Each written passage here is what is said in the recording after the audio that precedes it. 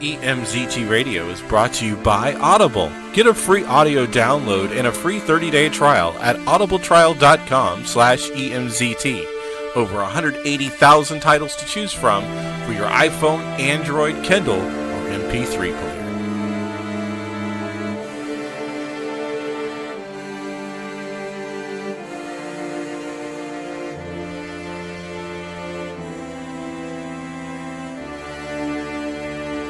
Welcome to another episode of EMZT Radio. I am Bane Hellborn with my partner, the infamous MJ, Yes. and special guest this time. Hi. Hi, Lee Esposito from Ritter House Productions. Yes, hello. Oh, good afternoon, everybody. Yes, your friendly neighborhood Space Pope is here as well. So. Okay. K is right. So, what are we starting with today? I don't know. What are we starting with today? Sharknado 6. Oh, yeah, Sharknado 6. Might as well put it out there. Might as well put it out there, yeah. So Sharknado 6 got a release date, and it's Sunday, August 19. This is the final installment of Sharknado. We're all going to go back in time now. That's right. So yes. Oh, is that the plot of this one? Yeah, Yes. they're going back in time to stop the Sharknados from happening. Yeah. Yeah, they're doing it. So yes, Tara Reid is going to. You thought she was dead at the last one? Oh no, my friends. Nope. We're going back in time.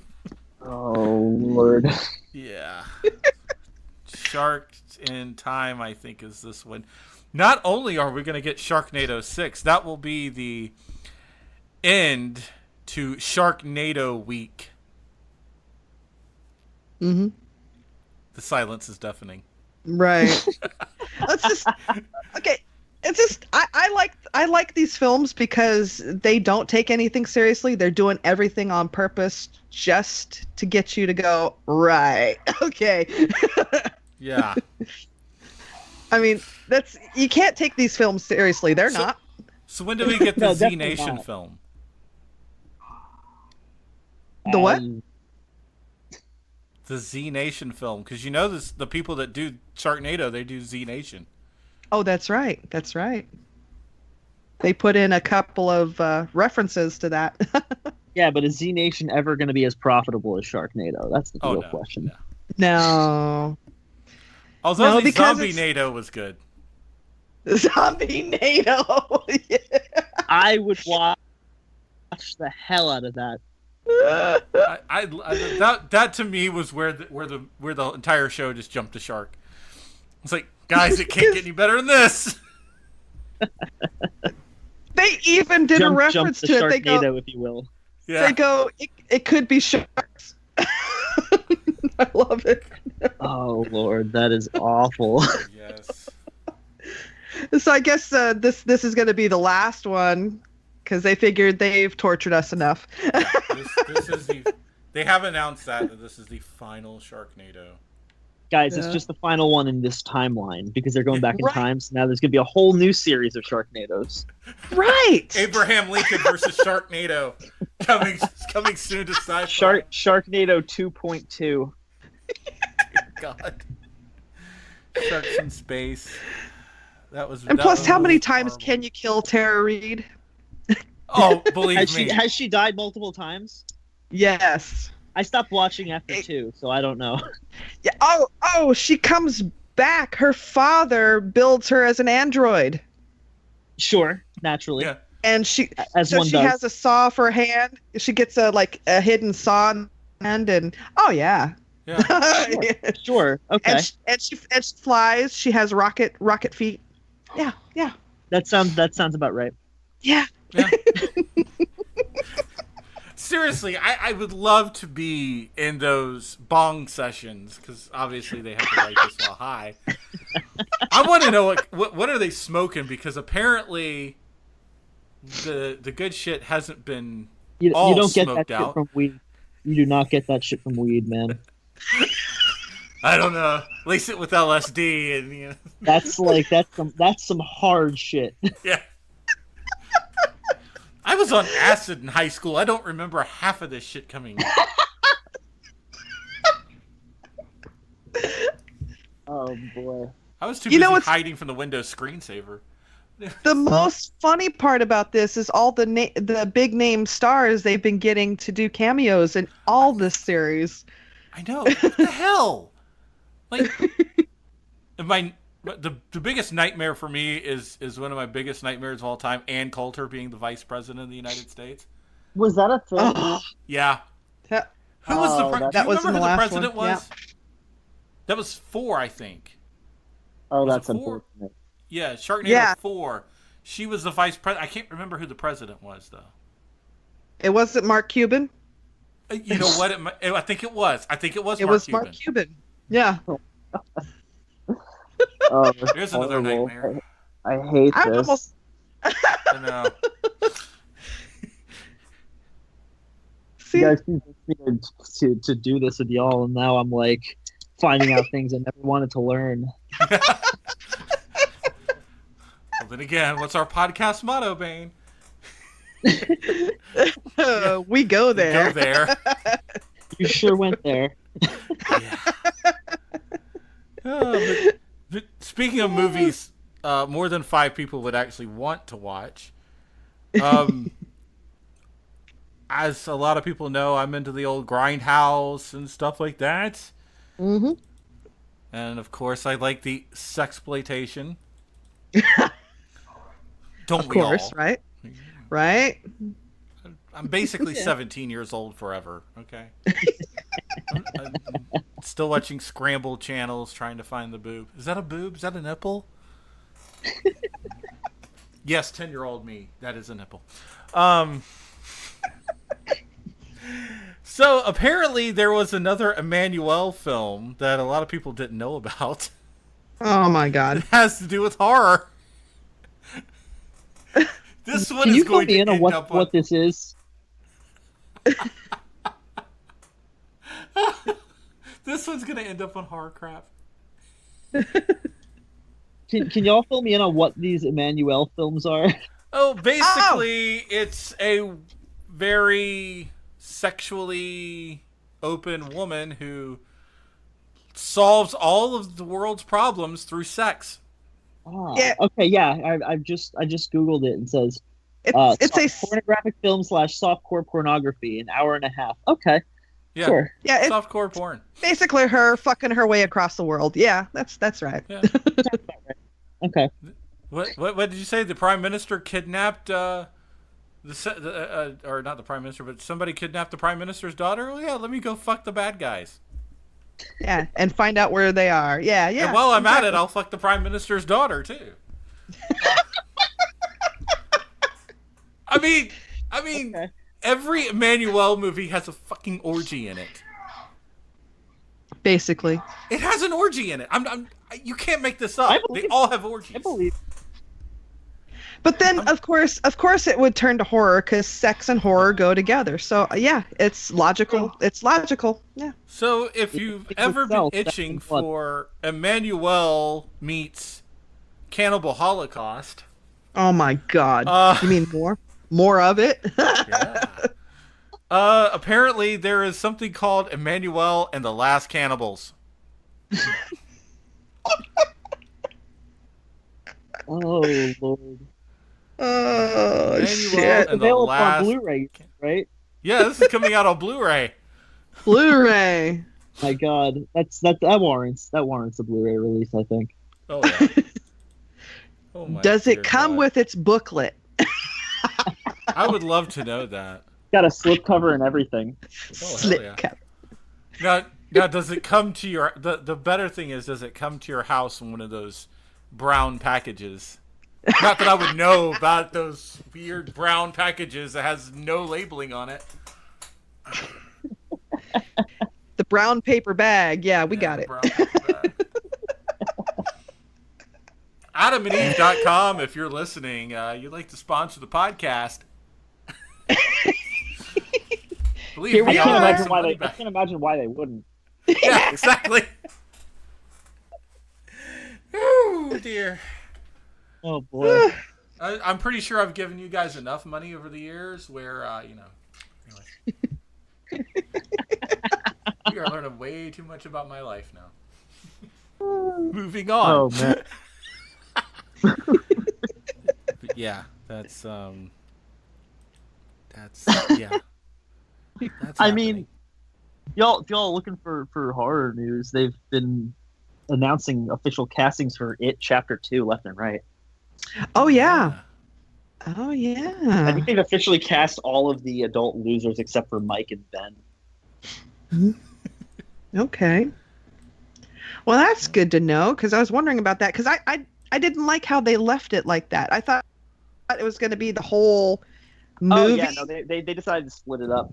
And they split it up. I feel like it's the only way you're going to get it done properly in cinematic form, though. Because otherwise, unless you're going to get like a 4.5-hour movie, because it's a lot. It's a lot. Hey, they did it for Lord of the Rings. They did, but like, at least with that, you have like a lot of crazy big set pieces in instead of just like Maine. Yeah, that's true. That's true. Because they're delving where they left it out. They're in the sewer. That's where they left it off.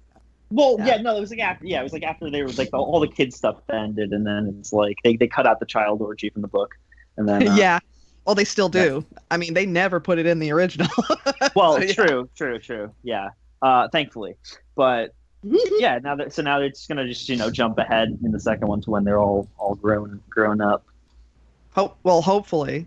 Well, yeah, hopefully. Because with this one, we got more of the kids' story before they were adults. So that's true. I can't imagine we're gonna get flashbacks then. Like I feel like it's just gonna be straightforward all the adult stuff now. Yeah. But I did like how they gave more of the kids story. There was more to the kids story, minus the orgy. But right, minus the. Well, I mean, when it's like when you're adapting a book that's like thicker than the Bible, it's like 8,000 pages. I think some stuff has to go. Just a little bit. Just a little bit. But I mean, no, the casting choices they've made so far are pretty like on point. I'd say for the adults, like it's all pretty excellent.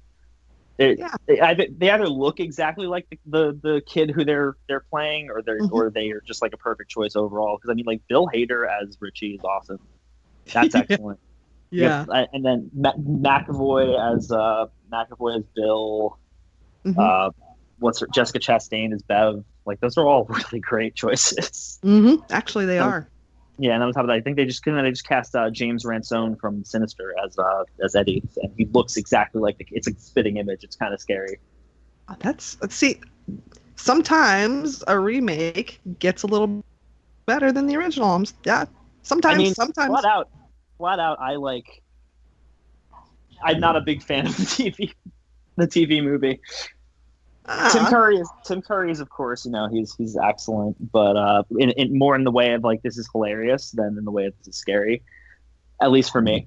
I then again I also saw it much later in life than a lot of the people who were frightened by it. So. Oh yeah, well yeah, and wow, the new It I found it to be more scary than the original. For sure. Yeah. Well, I mean, a lot of that's probably CGI, but he really fucking. Bill Skarsgård was excellent. He really killed it. Yeah, I just was amazed that somebody finally took it and made it. Because Tim Curry's version was more comical. I agree with that. For sure. He was more like the circus clown type. He wasn't.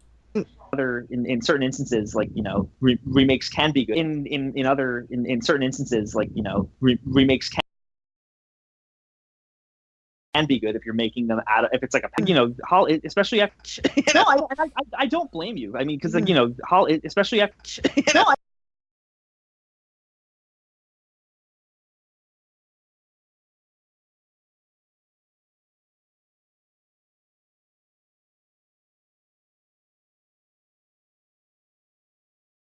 Remakes that came out, like there were so many, especially some Dunes remakes came out, like there were so many.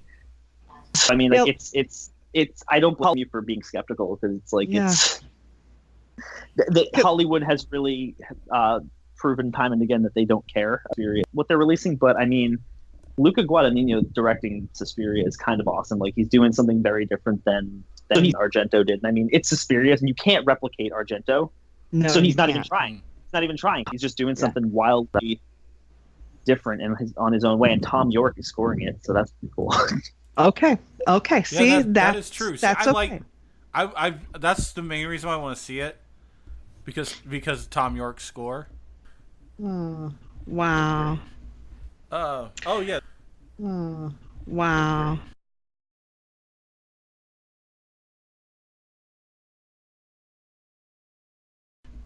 Oh yeah. Okay. I do have one more story. Go ahead. This is actually cool for you gaming people out there. Live action Fear adaptation coming to a machinima. Ooh. Oh.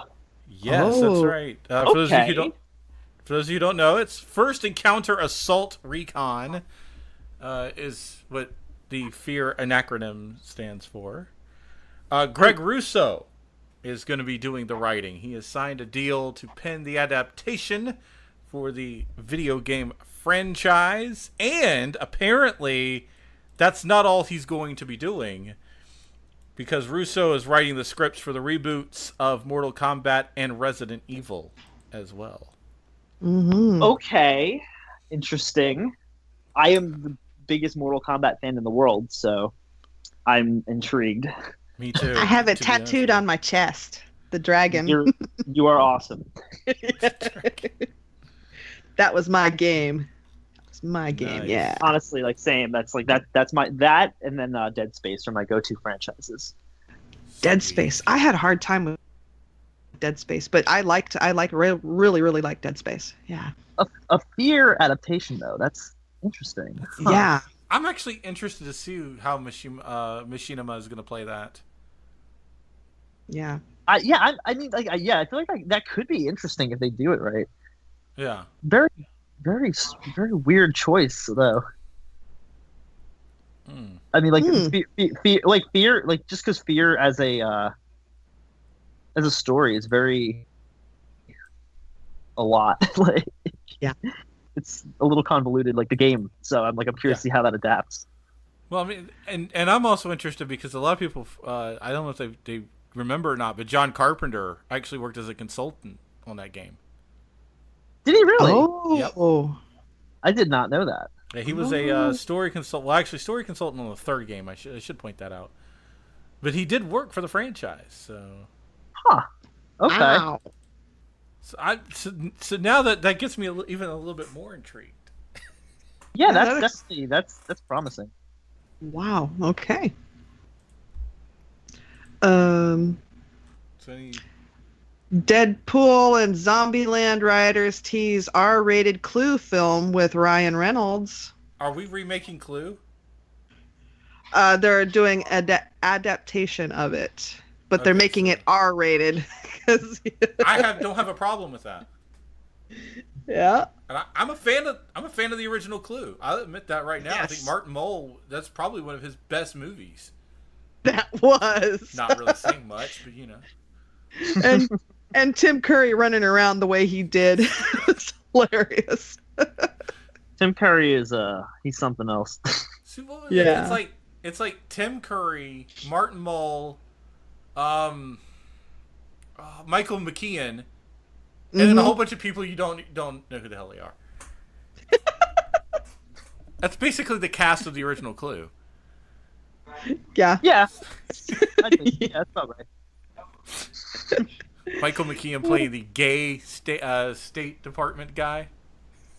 Who then wasn't really gay. Yeah, it was actually an FBI plan. Like, yeah, they call men like me, I'm a plant. Oh, that's funny. I thought they called men like you fruits.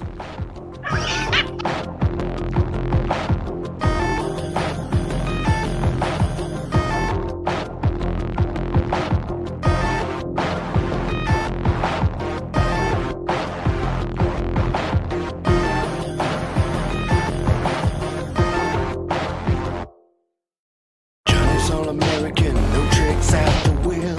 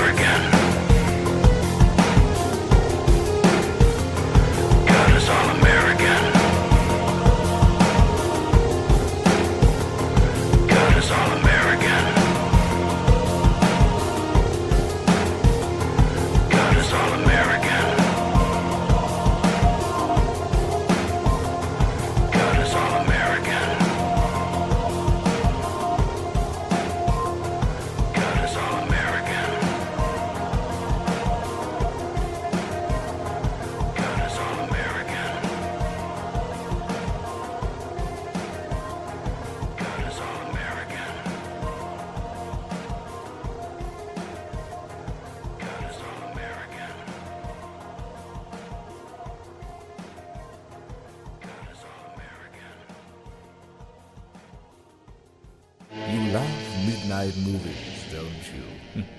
But can you handle midnight movies 24 hours a day? Your death will be indescribable. Find out on Black Flag TV. The first viral television on the web. Black Flag TV is entirely dedicated to haunting horror, science fiction, and cult movies. Broadcasting live, 24 hours a day, obscure independent movies and classic horror. Make Black Flag TV your sanctuary for the horror genre. They're coming to get you, Barbara. Visit us now, blackflag.tv. We are the undead, immortal.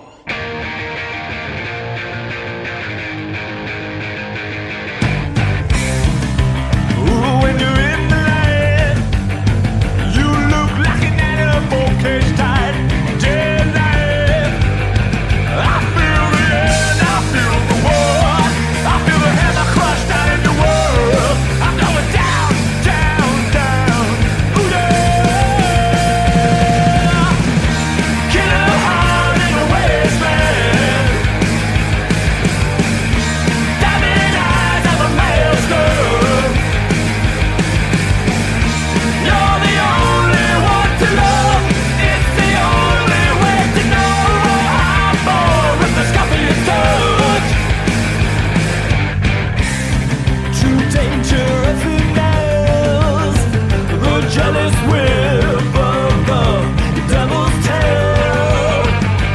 Emerald's kiss on a broken heart.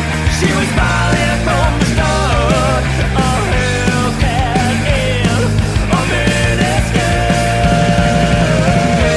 Killer heart in the wasteland. Diamond eyes of a maelstrom. You're the only one to love. It's the only way to know. I'm born with the scorpion touch.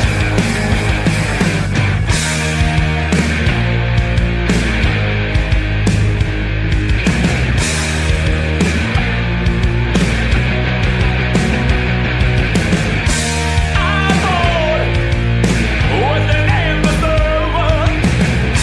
Killer heart in the wasteland. I'm born with the scorpion. Killer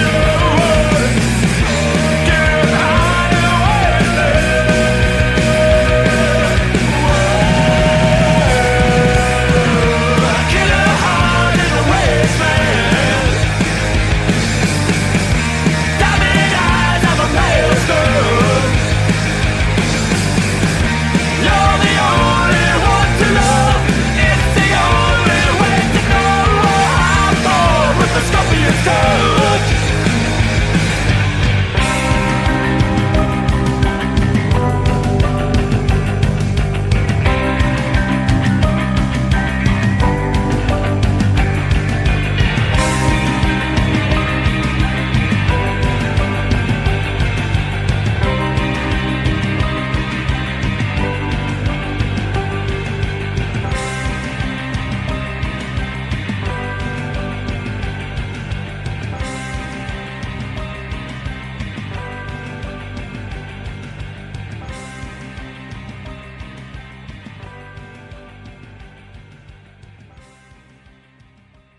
From pophorror.com, the house that Jack built was too gruesome for cans. According to Bloody Disgusting, hundreds of people walked out, describing it as vile, vomitive, and torturous. Honestly, that makes me want to see it more. Yeah, if people are commenting that it's stupid, it's slow, it has no point, it has no story, then yeah, I wouldn't be interested. But something that's called vile, vomitive, and torturous, my interest is piqued. This brutal new film is directed by Lars von Trier with a cast starring Matt Dillon, Bruno Ganz, and Uma Thurman. The synopsis for A House That Jack Built. The story follows Jack, a highly intelligent serial killer over the course of 12 years, and depicts the murders that truly developed Jack as a serial killer. Honestly, when people complain about attending a brutal film from a director that is known to go to the extreme, I can't help but roll my eyes. I mean, what did they expect? It's about a serial killer. The same people go to see a Harry Potter movie and then bitch that there's witchcraft being used. What the fuck? Yes, it's going to be gruesome. It's not going to be a film meant for everyone. It's most likely an acquired taste. Personally, I think it looks fucking awesome and I can't wait to see it. Hopefully other audiences will give it a chance. And now my interest is severely piqued to know that people walked out because it was too brutal. Yeah! I'm interested now.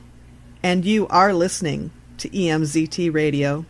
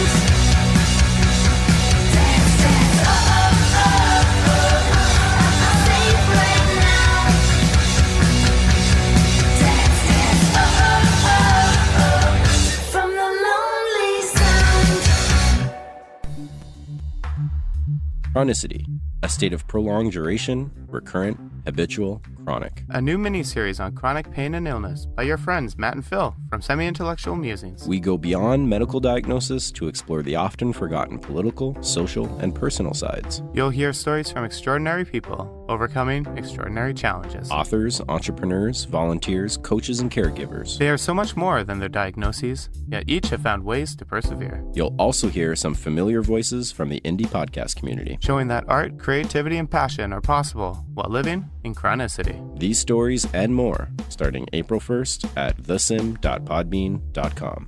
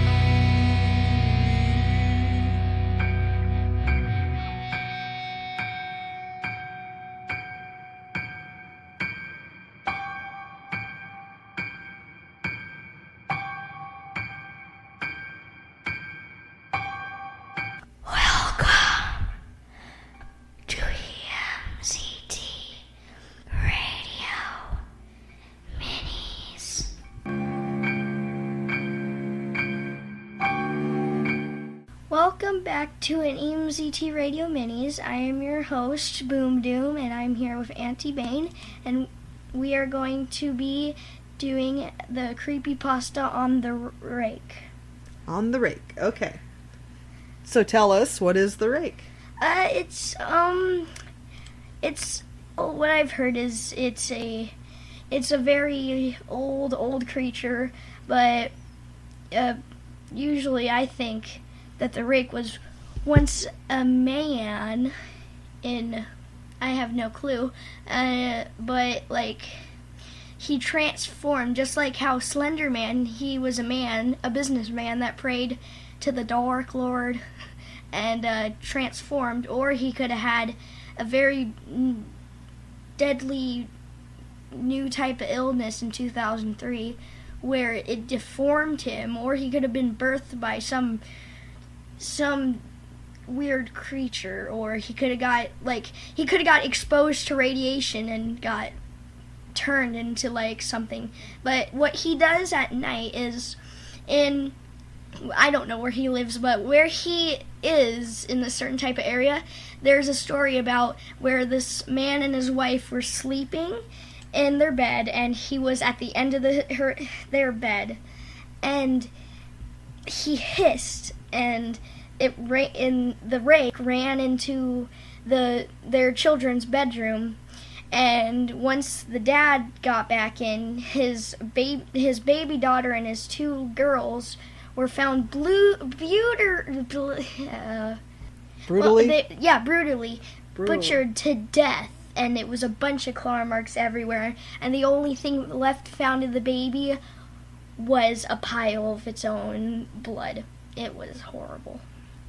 But yeah, that's the story as I know about the Rake. Okay. I found some more websites to talk more about it. Mm-hmm. The Rake, a large hairless dog or a deformed lurking human, a naked, hulking creature of unknown origin. No one can quite decide the true nature of the Rake, which might make it even more horrifying. Mm-hmm. The entity gets its name from the large claws it used to decimate its victims in their sleep. People say the Rake is actually a monkey, but I doubt. I mean, it could be. It could have been it could have been exposed to like nuclear stuff. Like it could have like stage 4 cancer. And then didn't die of it, but got weirdly deformed. Okay, it says, during the summer of 2003, events in northeastern United States involving a strange, human-like creature sparked brief local media interest before an apparent blackout was enacted, because people just got crazy about it. They were freaked out so bad that the story was taken offline. Yeah. Because probably the government didn't want people to know, which usually in horror movies that cause even more stuff, because teenagers are weird and they want to die, apparently. Okay, little or no information was left intact, as most online and written accounts of the creature were mysteriously destroyed. Yeah. So it was taken offline because it freaked people out so bad. And they were seeing it everywhere. I mean, it just was not a good thing. So what this thing does is... what the Rake does, it'll eat you, but not it'll take you to its lair, which is it's in a very wooded area, and it's like imagine The Exorcist, but the Rake looking on the ceiling. Terrible. It sits at the end of your bed and watches you sleep until you wake up, and look at it. And in the morning, it leaves if you don't wake up, which is a good thing. But it'll strike again. If you wake up and look at it, then it attacks. Yeah, because just like Slenderman, never look at it, or just like Tooth Fairy, never look. Yeah, never look. Yeah. And it just like all like cats and dogs, never give them the eye, because if you do, they will end you. Okay, so these are all the same. There are some extra stories that there was notes. There was a suicide note from 1964 that talked about it. There was another note addressed to somebody, said he spoke your name. Yeah. There was a mariner log in 1691. He came to me in my sleep from the foot of my bed. Which was the start. We must return to England. We shall not return here again at the request of the Rake. Which it could have been. It could have been where way back then, the Rake could have talked, but over the years and years and years, it could have lost its. It probably sounds like Gollum. Yeah, like Gollum. It probably sounds like Gollum. I would imagine it would. Yeah, but over the years, I doubt he can even talk anymore. He's almost should be 2 centuries old. From 1691. That's a little longer. And then here's a video. An amateur filmmaker made a video in 2011 about the Rake. Here's also another video of someone talking about the Rake. So the Rake is one of those really scary bedtime stories that don't let you sleep. Don't encounter. Yeah, you don't want to encounter. So if you feel a sensation at the end of your bed, just roll over, close your eyes, and don't look.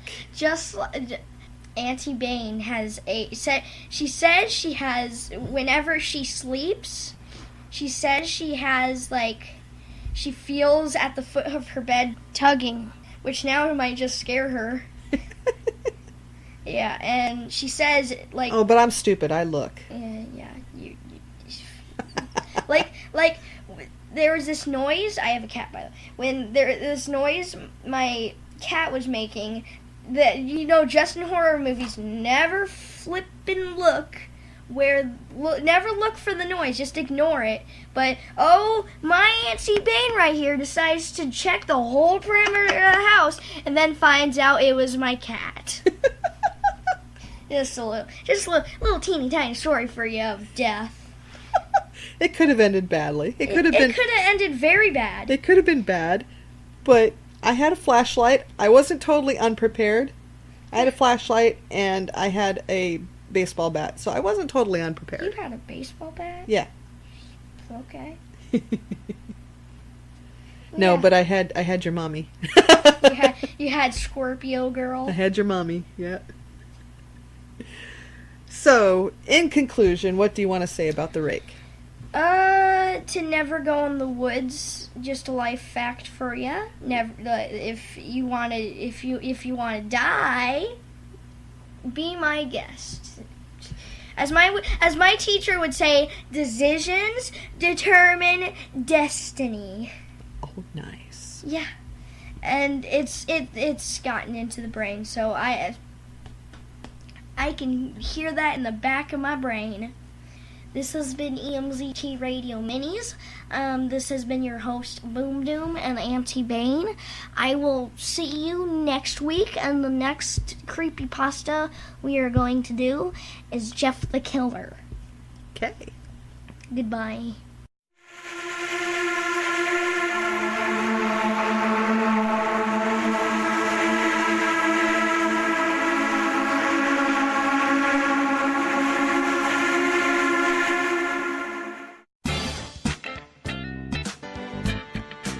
Nice to meet ya. It's me. Yep, in the horns, baby. Come on. Say my name. Dare ya? Double, no, triple dog dare ya. I'm a good judge of character, usually, but gotta admit, wouldn't have pegged you for a pussy. Your kind scares too easily. Guess you don't want these front row seats, talking real VIP shit, to the end of the world, huh? Gonna be the greatest show in the universe. Buckeye, Texas. Ground zero for the biggest, baddest, most epic takedown in human history. You thought the flood was bad? Please. That's rookie shit. You ain't seen nothing. Weapon of choice? Geminis. Cross a werepanther with a gargoyle and throw in some Lovecraftian spice for good measure. Pure cosmic flying badassness. One pissed off pussy and his vixen mate. And who are they pissed off at and ready to enslave and slaughter? Huh, you good old folks, that's who. Not to mention the 12 zodiac tribes. But you ain't interested, are ya? 'Cause you're a pussy, huh? You and the Geminis have something in common. If you ever grow a set, check out the audio drama Paladin Cycle. on fictionforadults.com. And we're back, and today we have Lee Esposito from Ritterhouse Productions wanting to talk about his project. Welcome, Lee. Hello. Hi. Okay, we're talking about your project Lilith, a feature-length horror film, and it's on Kickstarter. Why don't you tell us a little bit about that? So Lilith is an idea that I had about, we've been working on elements of this movie for about better part of 3 years now. Started writing it in 2015. It kind of came to me when I was watching Pumpkinhead, and the original concept behind Pumpkinhead was, how there's a demon for every one of man's evils, all that jazz. Nice. And they never did anything with that past Pumpkinhead. Yeah. So from there, I was kind of like, my brain started working. I was like, there's room to play around with that concept. And, things took shape, and lust became, the idea of, I was like, a succubus. And I'm like, that would be fun. So I created Lilith, and Lilith is a horror comedy that's kind of based around the films of, I've been saying the 90s because it's very much, there's a lot of self-awareness. It's kind of more in the vein of Scream, Ginger Snaps, stuff like that, where it's very, it's got some camp to it. And we're going for all the, practical effects, that whole warm color palette. And the gist of it, there's a girl named Jenna. Her boyfriend's a real, am I allowed to curse on here? That's yes, let it fly. Okay. Let it fly. Please, we fucking do it all the time. Good. Fuck yeah. Her boyfriend's a real piece of shit, and he's been cheating on her for the better part of several years, and so eventually she's kind of willfully oblivious to it, and eventually she catches him in the act, and she's like, well, fuck this guy, and dumps him. So her friend, who is a dabbler in the black arts, is like, hey, it'd be a good way to get revenge. Let's summon a succubus and fuck him up that way. I love it. Thank you. So yeah, then just girly things, right? So Lilith shows up and quickly proves more than Jenna and her friends can handle. Mm-hmm. And that's the movie. That's the movie in a nutshell. I love girl talk. They talk about shitty boyfriends and let's summon a demon to fuck up their world. Nice. We've all done it at some point. We've all had someone we want to summon Lilith on. All right. So, is it my understanding that the film's already been shot? Yes, it has been. We have completed. Okay. We completed production on it back in October, and we're just kind of now using the Kickstarter to get finishing funds to polish it up to make it look as good as humanly possible, and as well as the ability to distribute it ourselves, because how film markets go, and how sometimes you'll get it purchased and they'll just be sitting on it forever, and you'll never see your movie actually released. So we don't want that, and put a lot of hard work into this, and we want it to go out there to the world and spread its wings. Okay, and can we talk about your cast and crew? Where did you find these wonderful people? So basically, when we first made this movie, in order to kind of gauge interest, we formed a little proof of concept of it. There was we made a little 6-minute version of the film that went online just to kind of gauge interest, and we cast a wonderful actress named Savannah Witten to play Lilith herself, and we got her off of backstage, and she was absolutely excellent. She understood the character so well, and she really brought a certain life to Lily that I never really saw in anybody else who auditioned. Wow. And then we cast the douchey boyfriend Brad, an actor named Michael Finnegan, who is also incredibly excellent. And this was for the proof of concept. Both of them were kind enough to return for the actual feature, which was great. They're so talented. Honestly, all our cast and crew was great. We got Nell Kessler playing Jenna. She was fantastic. Robin Parent playing Emma, who's her witchy best friend who helps her summon Lilith. Lily Telford, Langston Fishburne, Taylor Turner. They're all really, really fantastic people. They're all such a pleasure to work with, and I really couldn't have asked them better. Aw. So how long did it take for you to film? We shot the whole thing over about 5 weeks, which 5 weeks. Yeah, which I mean, you know what? It was a lot of work. We had like 1 day off, I think, in that span, which was not the best planning on our part. But you live and learn. It's my first actual feature film, so right. That's okay. A lot of planning. Like I said, live and learn. You got to learn from your mistakes. And in the future, we're like, if we do this again, we're gonna arrange days off in the between because we were crew wise, we were running on fumes. But yeah. Oh yeah. So you had like really long filming days then? At times, yeah. I mean, I think some days we were like working 16 hours. Our actors were like they had time off in between. Like some of them, Savannah was kind enough to work overtime for the days when she had all the crazy demon practical effects being applied to her. It was like 6 hours in the makeup chair at times. But yeah, the crew though we were we were working extra hard and like we were up very long hours. I think there was one day that we saw the sunrise and the sunset in the same day. Jesus. Yeah, that was fun. So who did you have doing your effects, your practical effects? So we originally what happened was we had hired a guy named Ricky Vitus who was on Face Off, very, very talented makeup artist. He actually had some scheduling conflicts that ended up kind of stopping him from being on set with us. Oh. But he was kind enough to make all of the prosthetics himself, and then he recommended us another makeup artist named Melanie Licata, who also is on Face Off. She's also very, very talented. And then she brought in a couple other people she knew, Joe Bezko and Julia Rosendale, and both of them were great. And those three were on set with us the whole crazy effects week. And then Ricky came one day to help us with the more elaborate effects scene the first day, just so that everybody was on the same page. Oh, wow.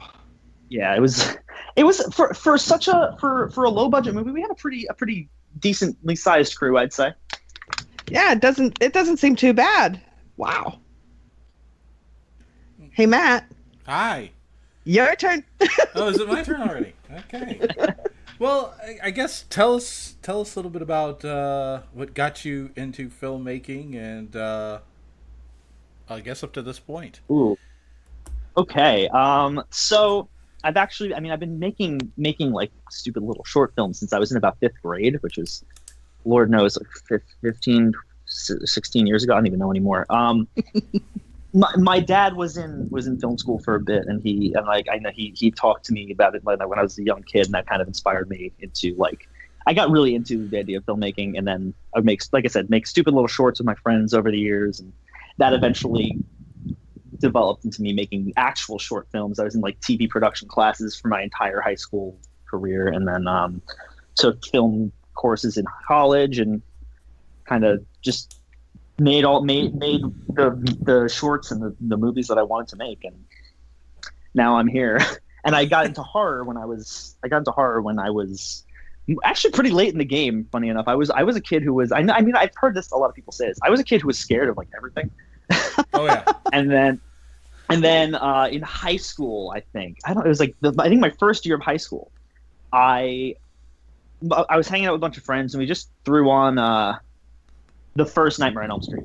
And from there, I was like, this is awesome. And then I just watched everything under the sun over the next few years, and now I've seen everything.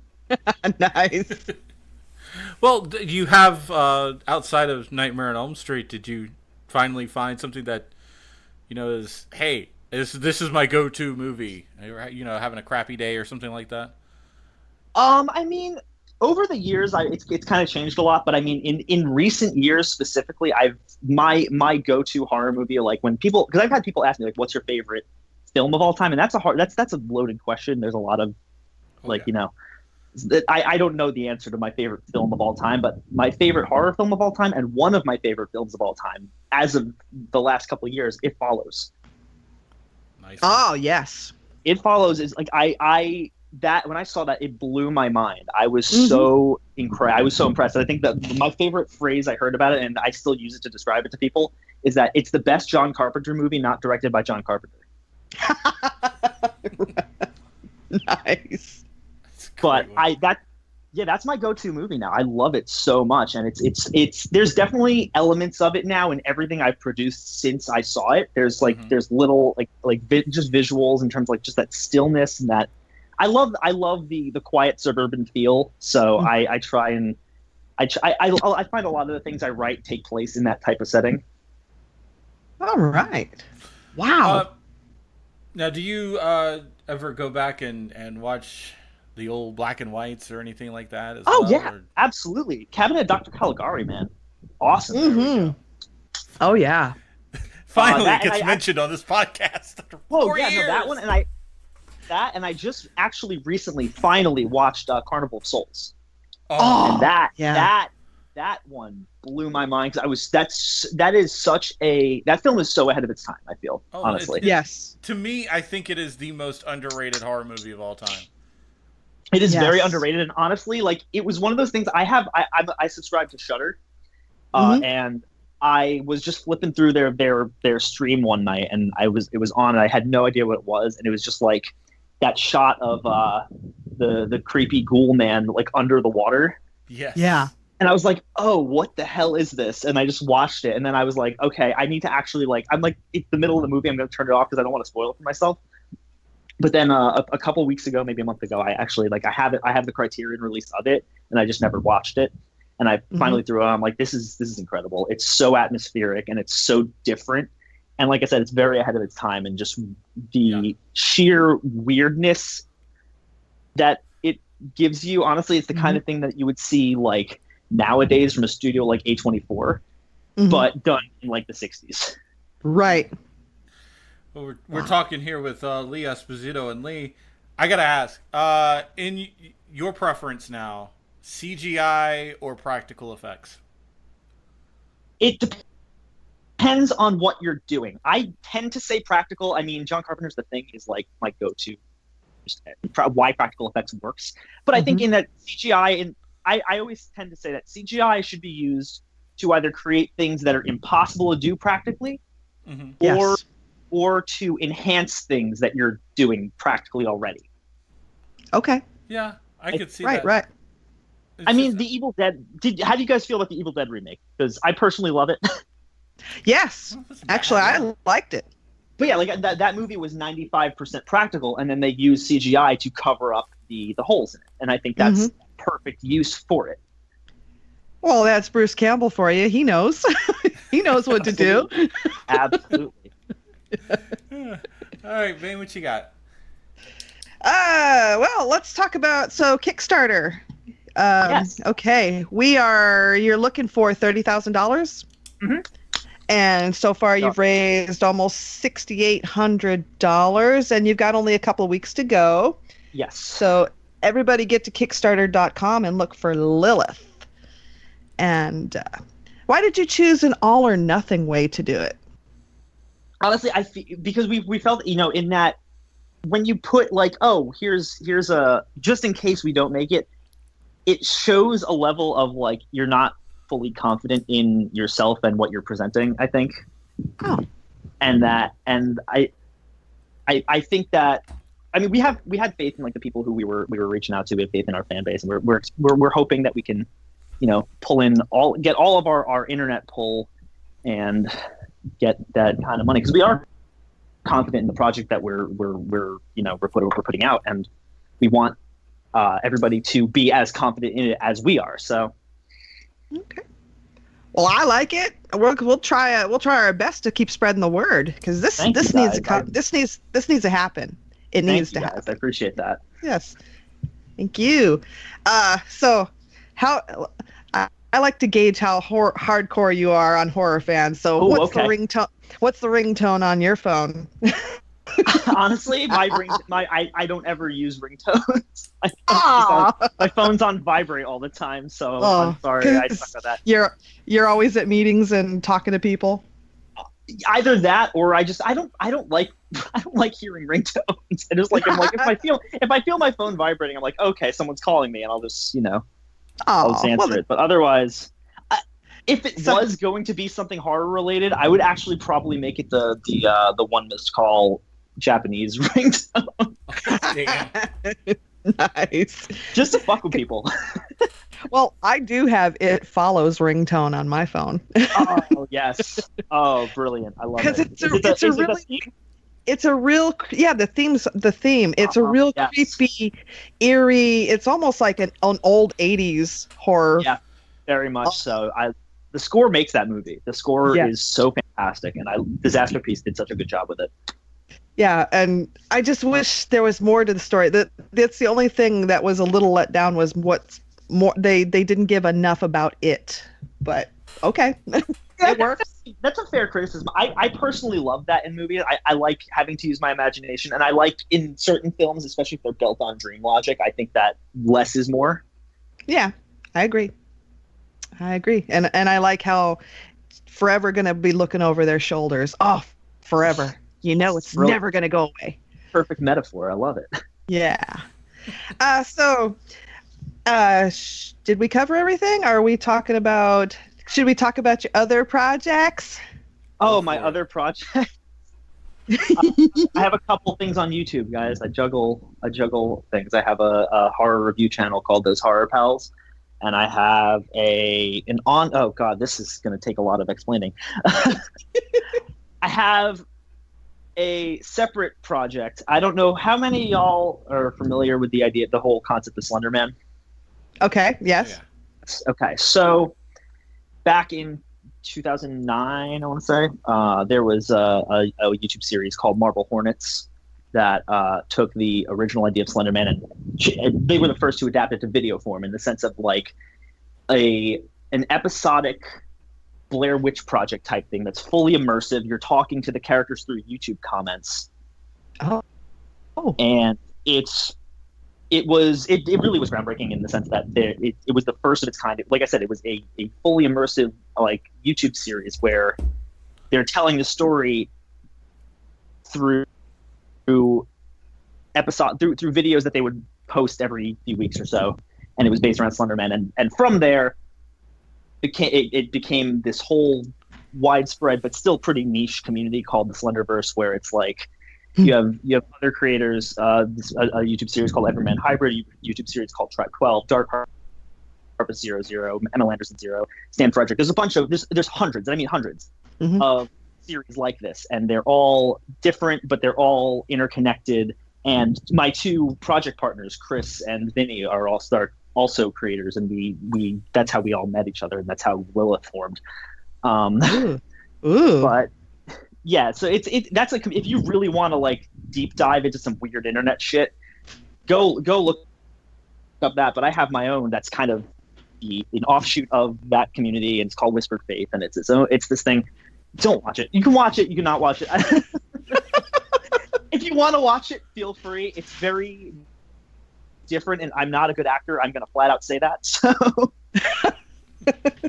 but if you want to see, like, me crawling around in a morph suit and like me acting as like a fictionalized version of myself, go for it. Give it a watch. It's a strange thing.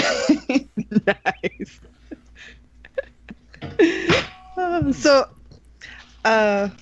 Did we ask about where the idea of Lilith came from? You didn't. I kind of touched on it a little bit, just in the sense that like it was definitely inspired by the idea of Pumpkinhead and how it's. Oh, right. That's right. I'm sorry. Yeah. That's okay. It's all good. Cause I thought of something similar, but from a male version. Okay. Really? Hit me. So it's weird. It's about a girl who's in love with her best friend who's a guy, but they're just more like buddies, and she's in love with him, and then she summons a demon to take him away from his girlfriend. Okay. Okay, I dig it. I'd watch it. So it's a little weird. Look, I'm making a movie about a succubus who's there to like fucking kill the douchey ex-boyfriend. So honestly, like, I can't judge weirdness. I think that's cool, and I would absolutely watch that. Yeah. So yeah, that's something I'm working on. There we go. Go for it. Maybe we could turn that into like a radio play or something. Actually, I was thinking about it. Yeah. We haven't done one of those in a while, so that's cool. Because I'm shy in front of cameras. I don't like being on the camera. I get weird. I get that weird sick feeling. I just can't get over it. Which is the only reason why we don't live stream. Because I've got the face for radio. That's a way to put. I've never heard that before.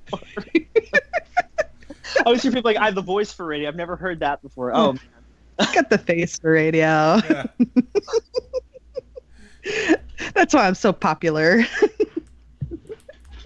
Hey, in my old radio job, I attracted stalkers. Okay, and that was just my voice. There you go. So I know I'm good. I haven't gotten my groupies yet, but that's probably because I still work over in sports. Yeah. See, you got to work on another side. Yeah. I need to go You'll over get the there. rock side. Oh, this is weird. I don't want this. Exactly. Grass ain't greener on the other side, kids. I was volunteering at a university radio station, so you get a lot of weird people listening to university radio. Yeah. That definitely makes sense. Mm-hmm. Oh dear. Anything else, Matt? Well, I guess at this point it's just we'll give you the floor there, sir, and promote, I guess. Oh Lord. Okay. Oh boy, the spotlight is on me now, ain't it? I mean, realistically, guys. I mean, this is how I've been saying it like since we put this up. So many really, really talented people worked so hard on this, and we want to see it look as good as it can be, and we want it to reflect the level of talent that went into it. So, if you have the funds to spare, if you want to throw some money at our Kickstarter, if you don't, we understand that, and just spread the word. Tell your friends, tell your family, tell whoever you know that might be interested. Mm-hmm. We want to see this movie get out there to the public. We want people to enjoy it, and I mean, we all worked really hard on it. We want to be able to share it with all y'all. Yeah, and I love a good demon movie. I love a really good demon movie. This is going to be good. Me too. Yeah, because supernatural horror is so much fun to play with. It is. You can. I love how you can intertwine it with reality and other realms. You can even. I mean, it's endless what you could do with supernatural horror. Well, absolutely. and plus comedy. So. Yeah, no, exactly. That's like there's so much room to play around, and it's so much fun. Yeah. All right. Did we get it, Matt? Did we get it? Yeah, we got it. Just I got one last question here. You want to give a shout out to any of your cast and crew? There? I mean, all of them. Everybody who might be listening. Savannah, Nell, Robin, Lily, Langston, Taylor, Michael, Vin, Chris, Evan, Adam.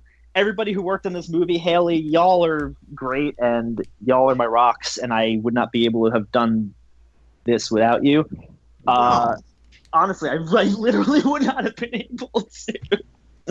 I mean, so many that cast alone, so many of them brought these characters that I wrote to life, and seeing that happen was there's really no way to describe that feeling. And then to be able to work with some of my best friends crew wise, just to be able to actually call them my work partners and be playing off each other and constantly collaborating to come up with the best way to make these look excellent. I think that was the dream, and I want to be able to continue doing that from here. So awesome. Aww. All right, well, Lee, we appreciate it. Anytime you want to come back on, let us know. It was a pleasure, man. Absolutely. Well, hopefully the next time we have you on, you'll have some good news for us. I hope so, and I will. I would love to be back on. So anytime y'all need to chat horror with somebody, let me know. You got my contact info.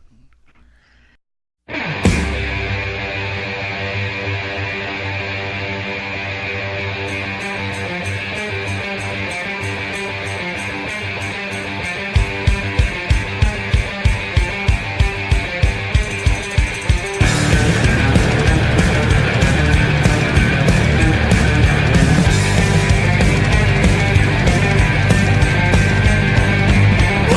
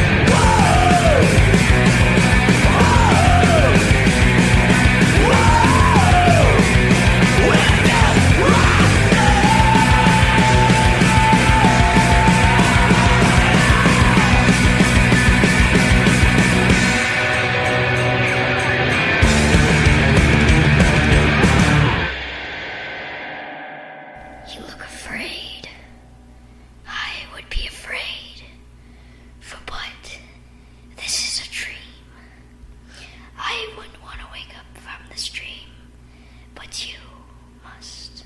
Hello, horror fans. My name's Douglas McCambridge, and along with my co-host Jamie Lorello, we run a podcast called Good Times, Great Movies, where we review movies from the craziest decade, the 1980s. In October, we do horror movies and horror movies alone, so we're reaching out to you, the listener/horror fan, to recommend movies you want to hear us talk about. Tweet to us at GTGMcast, find us on Facebook, listen to the podcast, Good Times, Great Movies. Let us know what horror movies from that decade you want us to talk about. If we choose yours, you win a prize. It'll be something awesome. Blu-rays. That's what I'm going to say. All right, hope to hear from you.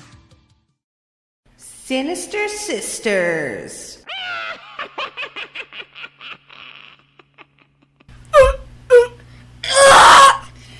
Stop No screaming. Welcome to another Sinister Sisters. I am Bane Hellborn with my sister, Scorpio Girl. And it's in time for our Mother's Day tribute. Happy Mother's Day. And your mom, and I'm substitute mom. Yeah. Or second mom. Second mom's fine. Second mom, okay. But ultimately aunts. Yeah. We are true blood sisters, Yes. for anybody curious out there. Who didn't really know that we're really, really sisters. Anyway, for Mother's Day, I know we did this for EMZT, me and MJ, but now it's our turn to give our thoughts about bad moms. Yes, and we're doing a little twist. Since Bane is the horror fan, she is going to let you know of some classic, famous, iconic, and maybe not so famous and iconic horror bad moms. And Scorpio Girl is actually backing it up with true, real-life bad moms. Because if y'all know me by now, you know me saying that don't mess up real life more than it is, because it's already scary. horrific. Yeah, it's already scary. So, okay, so how do you want to do this? Do you want to do your real bad mom, and then I do the movie? Or do the movie, then you? Well, and also to put out there, ours aren't correlating with each other kind of thing. No. So we'll just do a your turn, my turn, your turn, my turn. Okay. And since I'm ready to go ahead. We're going to start it off with Mary Beth Rowe Tinning. Now, her murder spree, if we could call it that, went on between the years of 1972 to 1985 in Schenectady.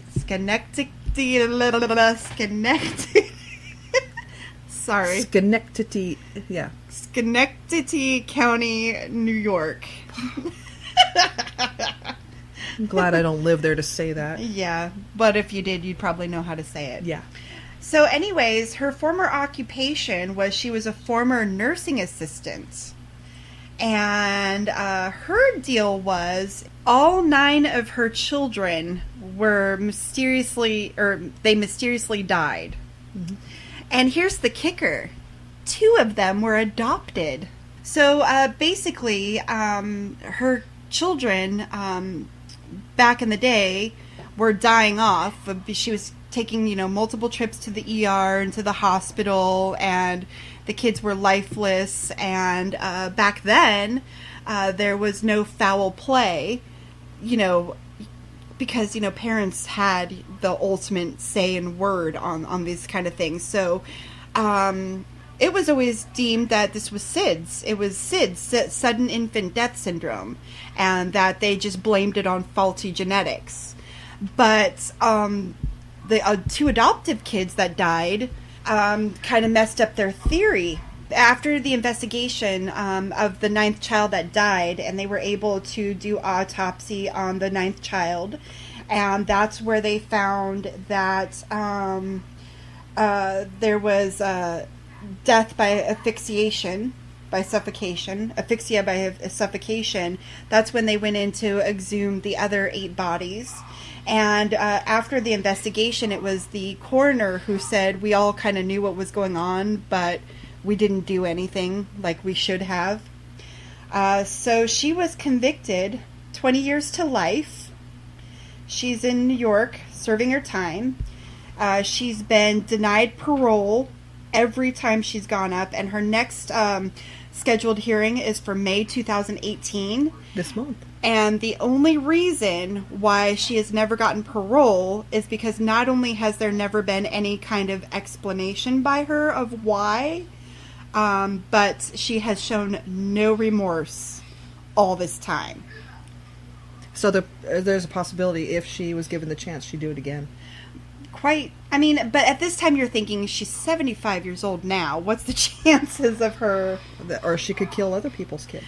That is true. But I mean, there's been so much research since 1985 and coping skills with Munchausen and what's the other one? Postpartum depression. Mm-hmm. So yeah. But really, I mean, it's just one of those, she should have never been a mother in the first place. I mean, seriously. Even her husband to this day, had defended her the whole time as it's not her fault, it's not her fault, it's not her fault. So I think it's just a sign of the time, but still. But there are many cases out there, too, on, after the fact, there was signs of postpartum depression, but what does the man do? Knock her up again. Yeah. So I will put this down as a bad mom because there never should have been a mom in the first place. Never should have been a mom. Back then, it was kind of also taboo to be given therapy or any sort of treatment to help with that. But here's the kicker.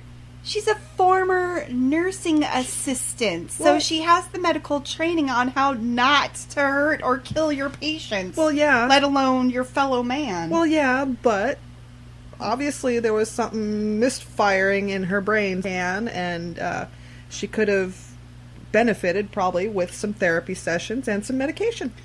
That is true. The only kind of insight on possibly why was that she had a bad childhood. Her parents kind of, were going through their shit, and she got bounced around from relative to relative to relative to relative. So I think there's definitely that abandonment, non-bonding. Mm-hmm. But isn't that what postpartum depression is? It's like you don't have that bonding with your child. Mm-hmm. So if you just don't have it, you just don't have it. Yeah. But see, back in those days, nobody wanted to get involved to help. So. Yeah. I think there's only been one comment on one of her parole attempts that she said after the death of her other children, she just lost it. She said she became a damaged, worthless piece of person, and when her daughter was young, in her state of mind at that time, she just believed she was going to die also. So she just did it. Just killed her. But there was no emotion behind it. It was just like, circle of life. Sooner than later. You know what I mean? Wow. So that's my number one. Mary Beth Tinning. Well, this mom is all on every list every time. Yeah, you cannot not do a bad moms without adding this one. But she sort of is a good mom because she's doing it for love. For love and vengeance. Twisted. Yeah. So we have Mrs. Pamela Voorhees, the most famous mom of all, who started the whole Friday the 13th series. We all know her story. Her son drowned at camp because nobody was watching him. He was mentally handicapped. Nobody was paying attention to him, and he drowned in the lake. So she took that, and she was working there at the camp, and she saw this and couldn't help him. So, she goes a little nutty and decides to blame the counselors and blame the people who own the camp. Honestly, if you have a son only a mother can love. Well, I'm sure before he was resurrected as a homicidal supernatural creature, I'm sure he was a pretty good boy. For her. Probably. That was her prince. That was her little prince. Well, sure. So, in a way, she's, yes, a bad mom because she's killing all these other kids to punish them and punish the camp for not taking care of her boy. But honestly, she's doing it with a sick, twisted need for the love of her kid. Honestly, I can see where she came from. I mean, no one wants to see their kid killed or picked on. I mean, it's a mom's worst fear. Yeah. She just took it a little twisted and kept kept it going after. She did it for years because the people who owned the camp, they kept trying to, like, get the camp going, and she'd sabotage it every way. She sabotaged, well, not only did she kill, but she sabotaged. Like, she would bust things, she would, break equipment, she would ruin, she'd ruin everything she could, and then when that didn't work and the camp counselors were coming in, then she'd kill them. She just thought, let's do that. See, on a moral standing, I could see where she's a bad mom because of her killings, but on a spectrum of Mother of the Year, I'd put her close to, Well, that's what I said. She's a runner-up. That's what I was saying. She sort of did this for the love of her child. So, in a way, she was a good mom. I mean, morally, don't kill other people, but on a Mother of the Year, I'd say she's. I think she deserves a nod to the nomination of Mother of the Year because that's a mother lion in every sense of the word. You don't fuck with this cub. Yeah. And then because of her death, brought her little boy back, but he was a grown man. Well, yeah. So it was kind of weird. So at her death triggered Jason to come out and take over mommy's work. Well, of course, because that's his mom, and Yeah. I'm sure she loved him. I really think he was the only child that, only a mother can love kind of thing. Possibly. But then, then he also had the weird misfiring in his brain that he thought he was hearing Mother's voice telling him what to do. So, yes. So Mrs. Voorhees, first on the list. All right. Mine is Audie Sanchez. Back in July of 2009. It was a kind of like the devil made me do it kind of thing. And it involved her victim, which was her son, a 3.5-week-old baby. And she stabbed him with a knife in San Antonio, Texas. She was not guilty by reason of insanity as of June 2010. But what it says is... she told the authorities Devil made her mutilate and dismember her newborn, and was found not guilty. They made a deal to send her to the state mental institution rather than face a trial and possible prison sentence. Now there's a reason I haven't heard in a while. The devil made me do it. Oh, trust me, on my list there's a lot of religious also. Was she a Satan worshiper? No, Okay. no. I think it was one of those she was so religiously, believed that, whenever you do anything wrong, who does it? The devil. The devil made me do it. Got it. But it also stated that she ate her child's brains. What? And Why? on top of it... Why'd she say she ate the brains? Well, I'm going to tell you. Okay. On top of it, she has a long history of being a schizophrenic with a history of hospitalizations. And at the time, wasn't taking her meds. So, you find a crazy lady, what do? Knock her up. So she was suffering for postpartum. So she definitely had signs of postpartum. So for self-inflicted cuts to her torso and attempt to slice her own throat as well. And eat parts of the child's brain and toes. The infant's father said he met Sanchez 6 years ago while they were studying to be pharmacist assistants. Okay, these people are in the medical profession. He knew. Wait, it said he knew that she was schizophrenic. But she didn't appear to be unstable. So he thought it'd be a good idea. Oh my gosh. You stupid bastard. Oh, and now he wants justice, because he wants the limelight. So basically, everybody was worried. Everybody knew. And he even knew, but he said she didn't appear to be unstable. Because she seemed to be a very loving and caring mother. Yet she goes and eats her baby. Smothered, killed, slashed, ate the toes, ate the brain. But everybody knew, and she was in the medical profession. Yeah. Oh my god. That's number 2 that's in the medical profession that's killed their kids. Mm-hmm. Oh my god. Okay. Lovely. Yep. Yeah, that's a bad mom. Definitely a bad mom. That's a bad mom. So that's bad mom number 2 in the medical profession with known cases of being schizophrenic and hospitalized for mental health issues and refused postpartum medication. I think she's up there as bad mom. That's another bad mom. That's definitely another bad mom. Ate the brain and the toes. But get this. Ooh. She got off for reason of insanity. Not guilty for reason of insanity. Yeah. Wow.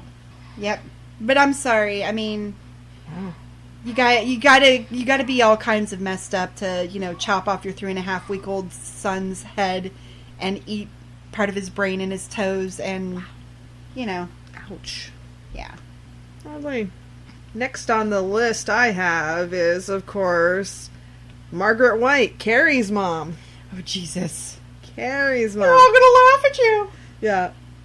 Now, she was a bad mom because that was another religious freak. Yeah, she was definitely a bad mom because she was raised in a religious way that sex in the marriage was bad and having kids was a curse and was bad. And, just her religion ruled her life. But the thing is she was trying to project what she did as a teenage girl onto Carrie. And Carrie was doing none of that. Yeah. Carrie had no chance or no opportunity to be the dirty little bird her mother was. Well, she would have had the chance because she went to prom with the hottest guy in school. Yeah, but that was not, he was not serious about that. That was part of a joke that, that was wrong. Well, no, that was a separate thing. He really thought she was okay. But, his friends hated Carrie because Carrie is everything they're not. Because they're all sinners and assholes, and Carrie was not. She was a total... What do I want to say? She made herself as invisible as possible, as she could. Well, her mother made her make herself. And here's the thing, I can't remember, was the telekinesis and all that on the mom's side or the dad's side? Okay, so maybe the mom went crazy because she knew... Well, she did, because she said when Carrie was a baby, she saw things move. And she thought the devil was inside Carrie. Oh, that's why she was punishing Carrie. Right. Devil. She thought the devil was in Carrie because people normally don't have psychic powers unless they're in league with Satan. Jesus Christ. So she was, in the book. I read the book. Oh, good. By Stephen King. Mm-hmm. That at a young age, she displayed these telekinetic powers. Like the toys in the crib would be in the air. And also, when she got really upset, she made fireballs come down from the sky and hit the house, like when she was little.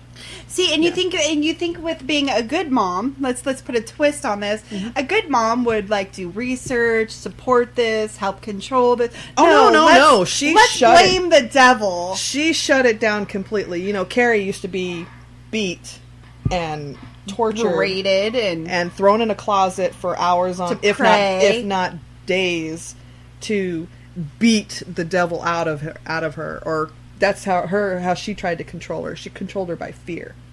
So remind you of anybody?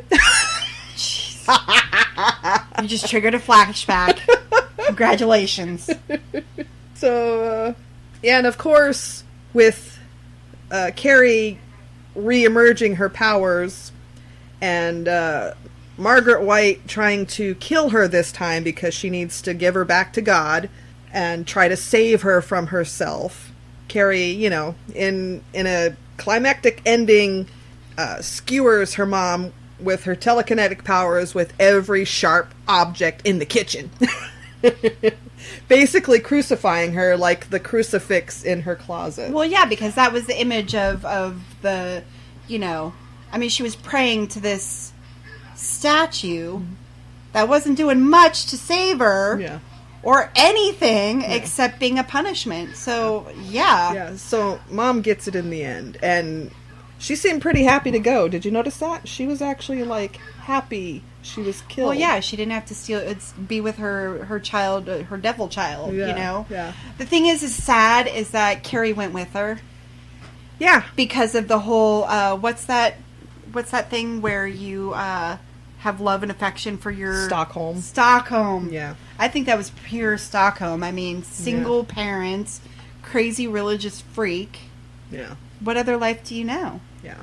Because, because Carrie's self-esteem about herself, Mom beat her down to where she didn't feel like a person. So why would she live? She had no reason to live. Yeah. Thanks, Mom. Thank you, Mother. Thanks, Mom. Thank you, Mother. So this is where, another person deserves to die because she's a shitty mom. All right, my turn. I have for you China P. Arnold. You're going to love this one. Okay. If you're a horror fan.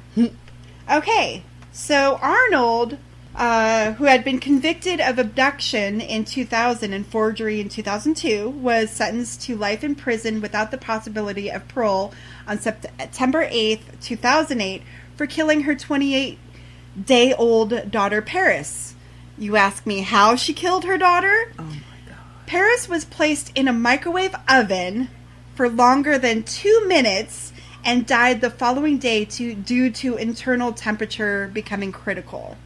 Holy shit, there's where the stories from babies in the microwave comes from. Right, because back in August in 2005, when this happened, Arnold was living with her other children and her boyfriend in a housing complex. Prosecutors said that Paris was placed in the microwave after an argument with the boyfriend over Paris's paternity. China told the investigator she was drunk.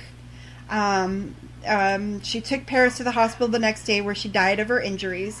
And she was initially arrested and then released due to lack of evidence on how the child died. Because who in their right mind is going to think, oh my God, this child's been placed in a microwave? No, they wouldn't. You know, who's going to think that? They wouldn't know. Shortly after Arnold's first trial began, Tally said it was the boyfriend, Tally, said his son had told him that he pulled Paris's lifeless body out of the microwave after a neighbor boy had put her inside. So basically they tried to claim that it was a neighbor boy. Oh. A neighbor boy did it, but it all came out in the wash. So basically this mom, who had other children, but because there was a fight with the boyfriend over paternity, thought, well, you know, let's get rid of the baby. Let's get rid of the baby. So, on an outsider, like, why would you do that if there was some issue? But yeah, they found her guilty of aggravated murder. Yeah, life in prison. Okay, well, as long as she didn't eat the baby this time. Oh. Damn. Cooked it though. But... Cooked it. Oh. So yeah, so that's why I thought that China Arnold would be a great on the list of bad mothers. Was she in the medical profession? It doesn't say. Oh, okay. It just got to the deeds. It didn't care about her. It just got right to the deeds because, I mean, honestly, who would think of microwaving your child in a heated argument because you were drunk? Like, a 28-day-old baby. 28-day-old baby. Like... Oh, isn't that another 3.5-week-old baby? Yeah, okay, so maybe there's a pattern. Yeah. I mean, infants are difficult because, you know, yes. You have this brand new baby. You're not getting much sleep either. I'm not justifying at all what these mothers did. That is like, no, you don't go there. You don't go there. But, I mean, honestly, have you seen a movie of a baby being microwaved because you're, like, psycho mother? Yeah, I think there is one. I think there is one. Based off a true story. Based off a true story. And that's the other thing is with these mothers, with the infants, if they didn't want the infants, there is a law in almost every state that you can drop the baby off at the hospital or the fire department or the police department and give it up right then and there. No questions asked. They won't ask questions. They will immediately take the baby from you if you give it up that way. So, but it sounds like these people don't think of that. Especially since this was a heat of the moment kind of. Yeah. I mean, still, that's not justifiable. There are family members. There are, like you said, the fire department. There's the hospital. The hospital, the police department. Police department. I mean, yeah. There's this in almost every state. I think there's like a few states that don't have it, but you can give up a child within the first 30 days of it being born. and if you feel you can't take care of it, or you don't want it, just give it up. Yeah. But yeah, they went a little the other way. Yeah. Damn. Like a very other way. Mm-hmm. Like depressingly the other way. Yeah.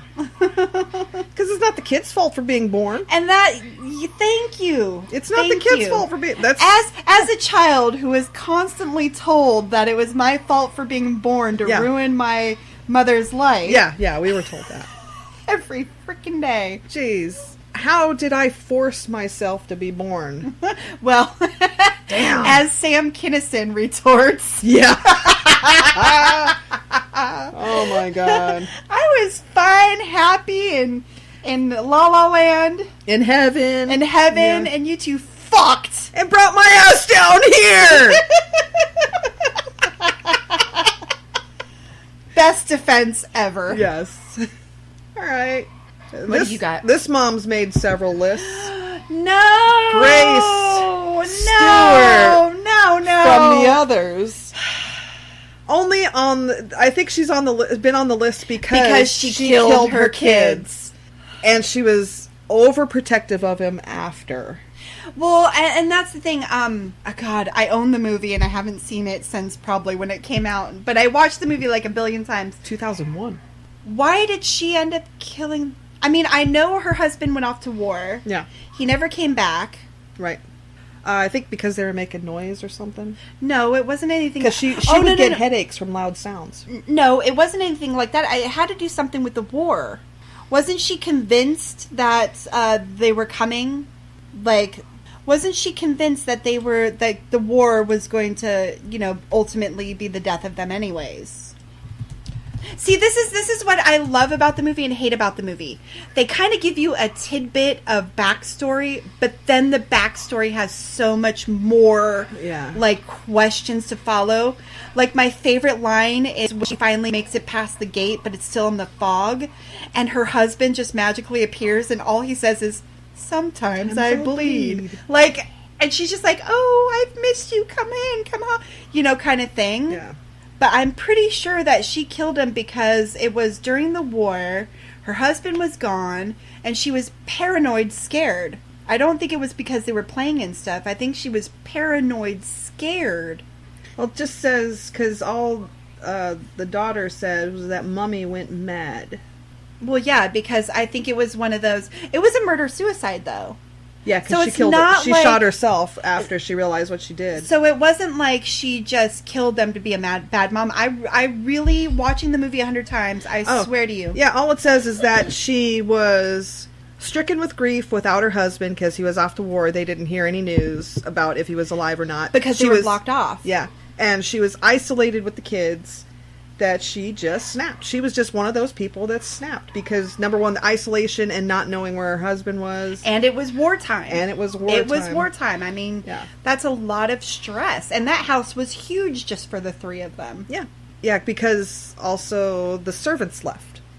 Well, yeah, it was wartime. They couldn't afford. Plus before that. They left because before that, because the war, they thought, I mean, it was pretty bad.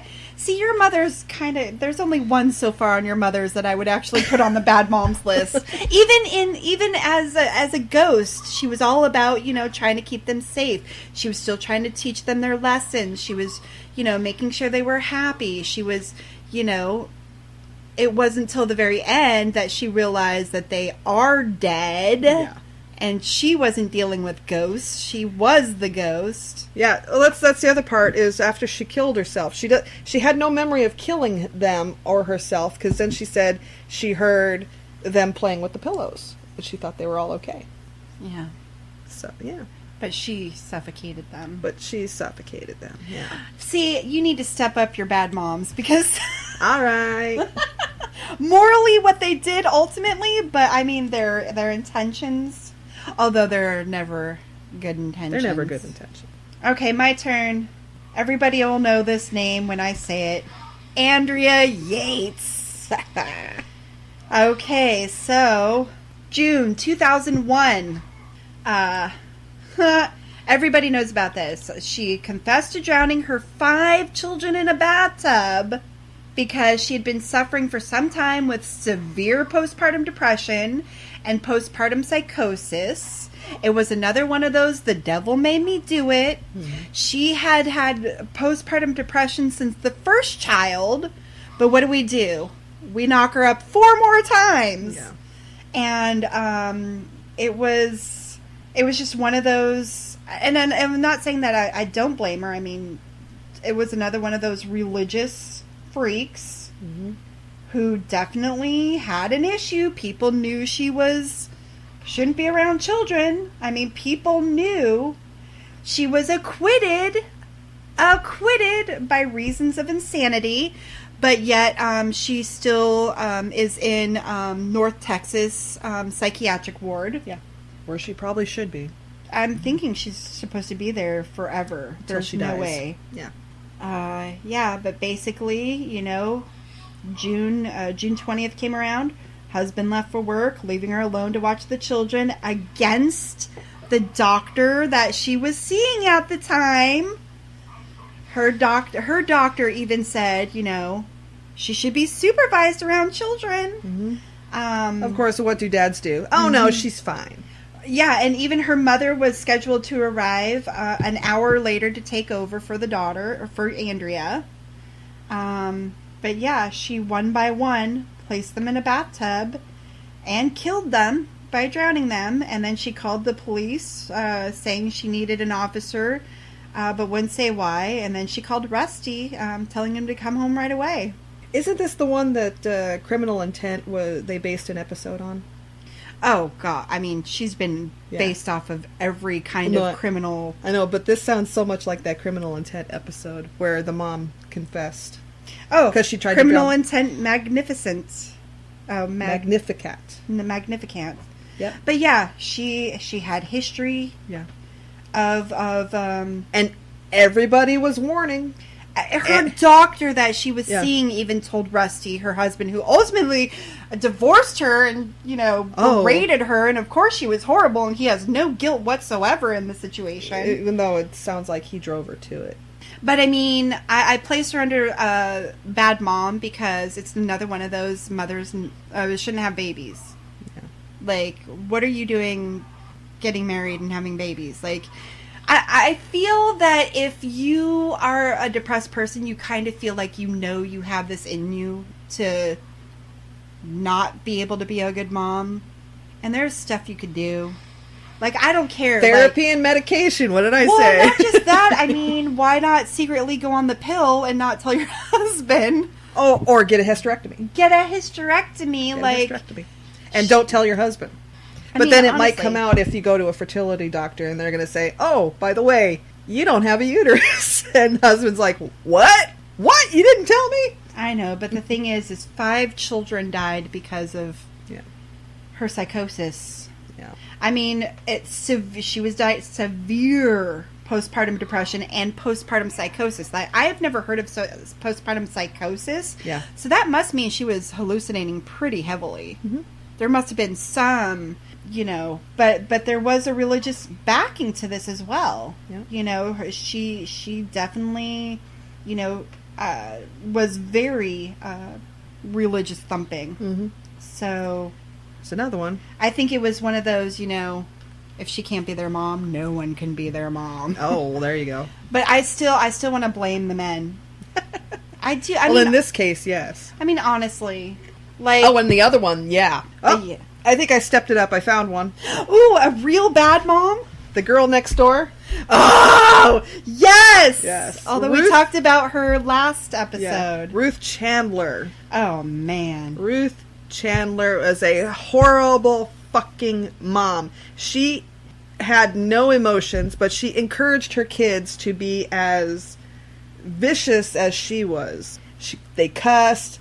They went out and beat up people, including the two girls that she was watching for their parents. Well, this was like I think it was one of those. I just think she definitely. I mean, I know she watched the girls for money. Well, yeah, she did it for money. It was for money, but to have your own kids, I'm sure she had those kids hustling for her. Well, sure. I don't see her as being one of those moms that provided for the family. It was like one of those, You have kids to clean the house and bring in money, and weren't we told that once? Yeah, no, she was the most horrible mom. If you ever saw the movie The Girl Next Door, I mean, I was sickened by what she was encouraging this pack of kids. It's not only her kids, but the neighborhood kids that she got involved in the torture of these two girls, and including rape. Yeah. Yep. And she encouraged, and she just... This is a bad mom who probably saw having kids as slaves to do work, like you said. Yeah. And hustle to bring in money for the family. Hustle to bring in money because she didn't want to expend her energy to provide. Well, yeah. I mean, I'm sure she was one of those women that thought that having these kids in the first place was going to be her meal ticket, but obviously men always have a replacement. Because she was the type of woman who wanted to take care of herself.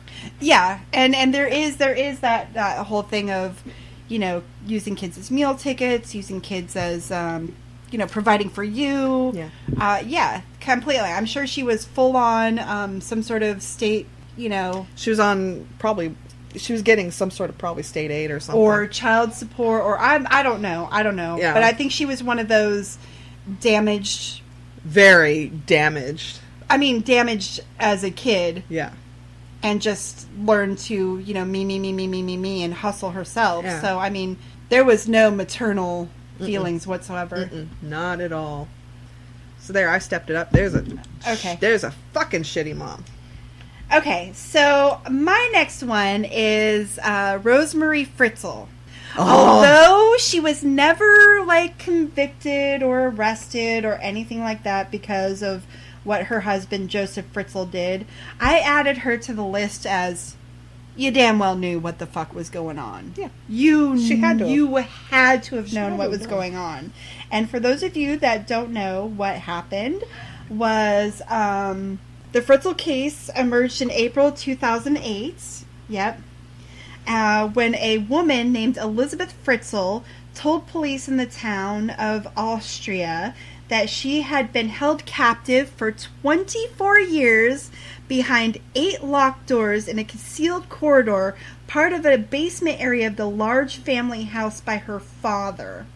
Not only was she held captive, she was raped, abused, gave birth to 7 children by her father. Ugh. And I put her on the list on this because it was so horrible. 24 years. Now, the cell where she was kept is from a building dating around 1890. And this is why I say Rosemary knew what was going on. Because if you're living in an old house and you were there when your husband added on in 1978 the newer part of the building as an extension of the basement, You had to have known because there's building inspectors that visited the site, building permits. You were a part of this. You were a part. As a woman, it's part of your house. You're going down to see what's going on. Mm-hmm. But, yeah. And then all of a sudden, your husband's constantly out going to buy diapers, and these children start popping up. Well, these babies were popping up on the doorstep. Yeah, on the doorstep. Yeah. You got to know something's going on, because I'm sure some of those kids... I do believe in, genetic. Mm-hmm. You got to have known, wow, my husband's awfully generous bringing in these, kids, that look a little bit like him, right, right, and seven kids, and on top of it. Where was your daughter for 24 years? Not a word, not a peep.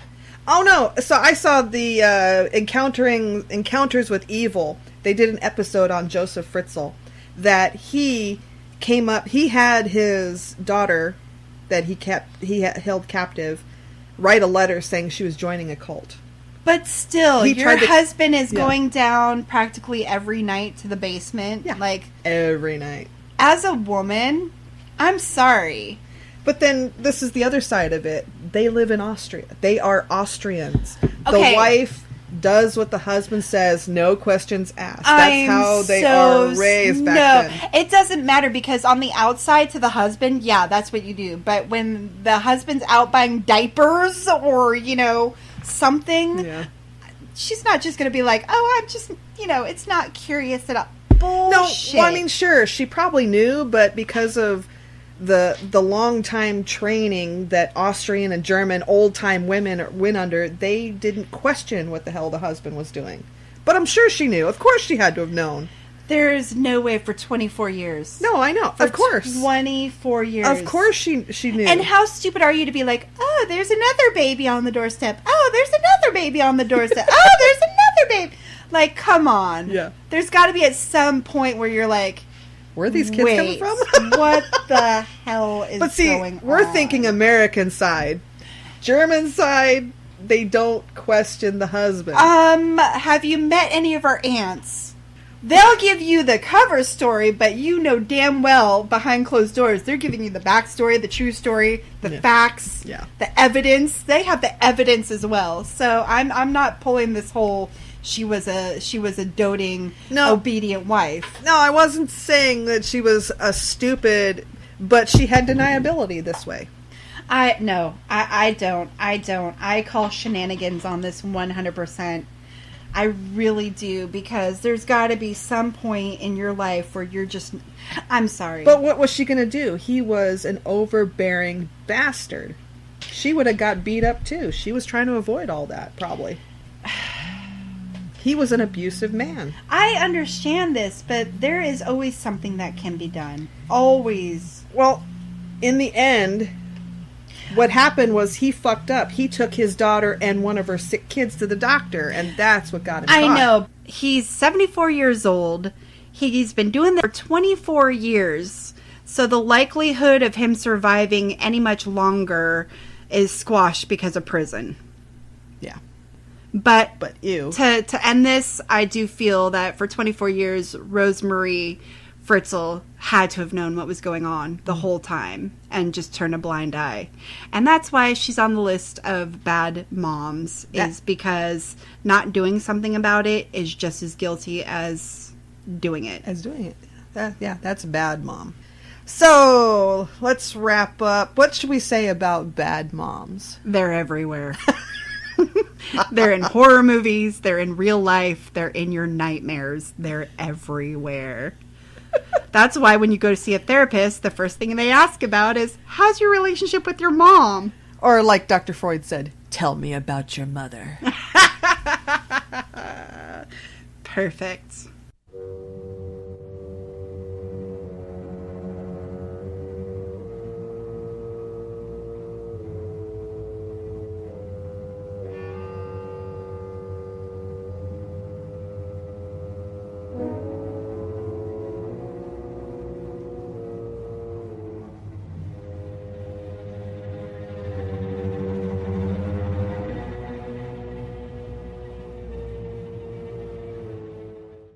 Do you like science fiction, action, and adventure? Hours of constant cleaning-based sexual innuendo? The sound of the whole table yelling at one guy for rolling poorly. Inspirational anecdotes? And have you ever fantasized about having your head being massaged by a psychic? If so, follow the adventures of the crew of the Irritated Badger on the Chaotic Goodness podcast, coming every Monday on iTunes, Google Play, or anywhere else you find your podcasts. Space adulting's hard. Okay, so now we're going to get really into the hardcore of horror. We're going to have horror meet the Expendables. We're going to recast the Expendables as a horror film, but we're going to be using our favorite horror video game characters that actually make sense to be an Expendables movie. Okay. So you have to have 5. That's going to be the rule here. You got to have 5. You can have more than one from the same franchise, but try not to do more than 3, I guess. Any horror franchise, any video game system you can think of. Okay. But they got to be from the video game realm. So. All right. Who's your first pick, Bane? No, someone else go, because I don't have it. I don't have it yet. Wow. Someone else go. Sorry. I got to bring up my first pick would be Fox from Fallout 3. I thought you said Fox from Star Fox. That would be funny. I was like, that's not it. But you know what? A lot of people don't like Fox for some reason. But I'm just like, okay, first off, you meet him outside of Eagle Rock after you've blown up the Enclave. And second of all, he's almost freaking invincible with that minigun on his back. It's just absolutely ridiculous just how, like, I honestly don't travel with anybody else in Fallout 3 but Fox now. Sorry, I just don't. It's just how I am. So Lee, what you got for us? I'm gonna go with the Wendigo from Until Dawn. Oh, there's a good one. Because I mean, they're bulletproof and they can mimic voices and they're fast as hell and they're scary as fuck. So, yeah. Yes. All right, Bane. I was thinking, because the last game I played was Resident Evil 6. I still like how Wesker is just a fucker. He does everything. He's almost unkillable. I'd go with Wesker. Okay. Yeah. I gotta come up with my number 2 pick. Because. Oh no, go ahead. I'm sorry. Yeah. No, I was just saying, Wesker's such a fucker. I'd go with the fucker because I know if I stay with him, I have a better chance. Yeah. Until he backstabs me, but yeah. My number 2 pick's got to be Big Daddy from BioShock. It's just got to be. Hello. That guy can get you into places and out of places, and not to mention he's practically freaking invincible. And we don't know in the end if he's really a good guy or a bad guy, if you really think about it. Mm-hmm. True.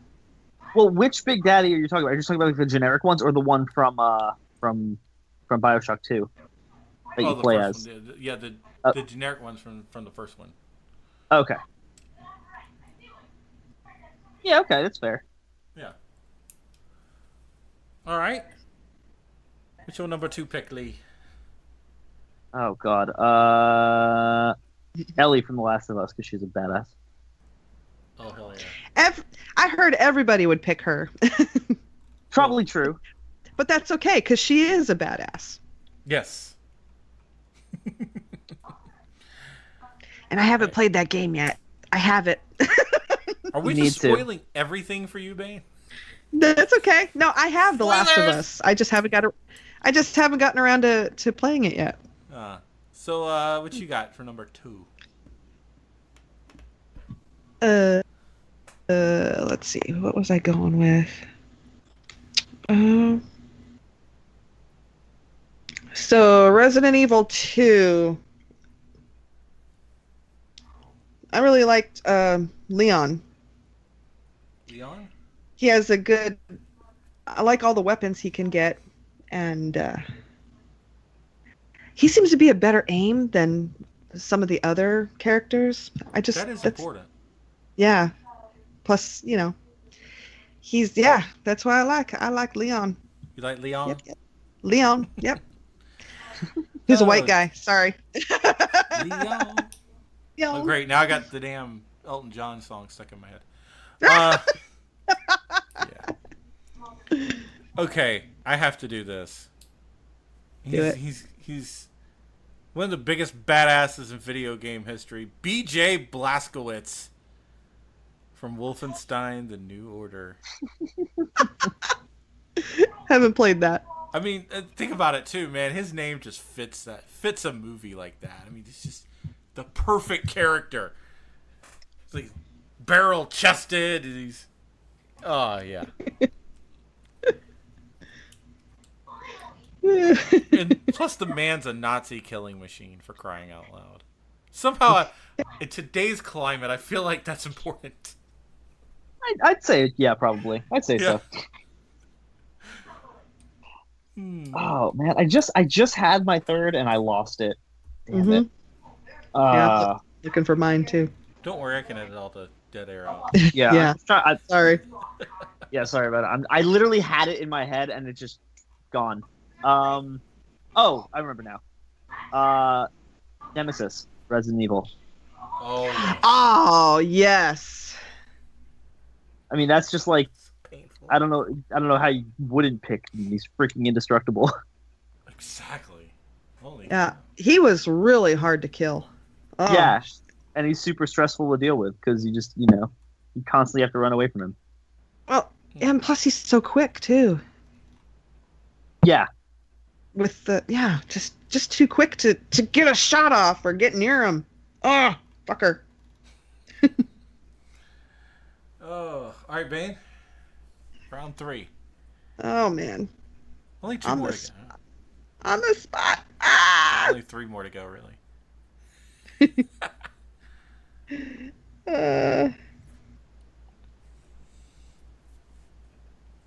Oh, what was that?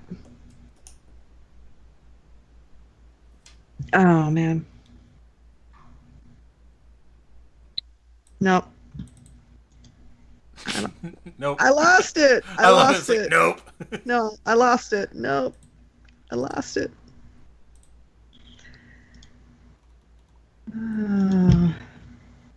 This is terrible. I haven't played many. What are those from? Was it Dark Souls? Dark Souls freaked me out. Oh yeah. I'm stuck on Dark Souls 3 right now, by the way. Yeah, I've played 1 and 2. I didn't even know there was a 3. Yes, there is a 3. Yeah. I just hear it's the most impossible game in the world. I never actually played it. It is. Oh, yeah. It's so hard. If you want to swear a lot, Dark Souls 3 is definitely your way to go. I've barely made it out of the tutorial. Oh man. Dark Souls is so hard. Okay. It's very hard. You want a game that's hard? Fucking Crash Bandicoot, the original. Yes. Of course. That remaster on PS4 is like the most impossible thing in the world. Oh my god. I hate it. The funny thing is, Xbox on their Game Pass actually has their Crash Bandicoot ripoff on the Game Pass. They have a ripoff of Crash Bandicoot. Banjo and Tootie. Oh, Banjo-Kazooie's awesome. Yeah. I love Banjo-Kazooie. But it's cool. They've got some kind of thing going with Sega. I guess they got something going with Sega because, like, I have Sonic and Knuckles now, and I was like, shit, there's a whole bunch of Sega games on Game Pass. Yeah, I have no idea. No clue. This is pretty awesome. I love Game Pass. I just wish they would keep games on a little bit longer. So I have to get rid of all my BioShock games now because I don't have the money to. Aww. And they go off Game Pass at the end of the month. Sucks. But they've been on for like 3 months. All right, what you got? Oh, what was? I can't remember the name. It was one of those. It was one of those demons from Dark Souls. It just freaked the hell out of me. And it was so hard to kill, and you could. Can't remember the name of it. Oh, there it is. Taurus Demon. There you go. Taurus I'll take Demon's that. A pain in the ass. Yeah, I'll take that. Okay, so Taurus Demon for you. All right. My next one was Pyramid Head. From, well, I think we all know, but yeah. That's fair. Yeah. Yes. That's a good Big pick. head, bigger sword. Yeah, Damn right. Exactly.